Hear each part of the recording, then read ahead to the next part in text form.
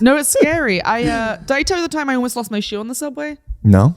So I was on the subway and I was wearing ballet flats, which just kind of slip on your feet. You right? do ballet?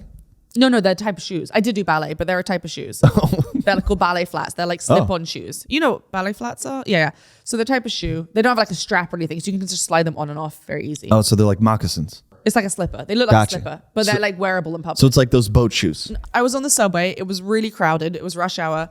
And I was getting off the subway and people hadn't really moved from the door. So I was kind of stepping over, you know, when you have to squeeze through the subway and you have to kind of step over someone's leg and stuff. Yeah. And so I stepped out off the subway onto the platform and my shoe came off and was on the train.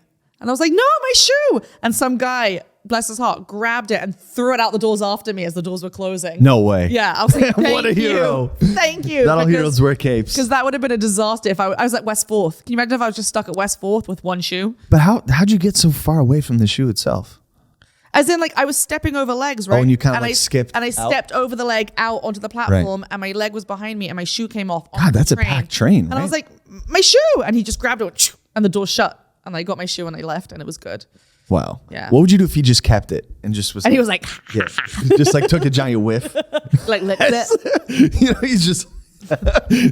Honestly, I would probably. What would you do? I want to know. I would probably hop to like the intercoms and press that grotesque like button. Yes. Emergency. And say, does anyone have a plastic bag? And then put a plastic bag on my foot and then get on the cab and go home and just call it a day and not leave my house for the rest. He really of the day. missed an opportunity there.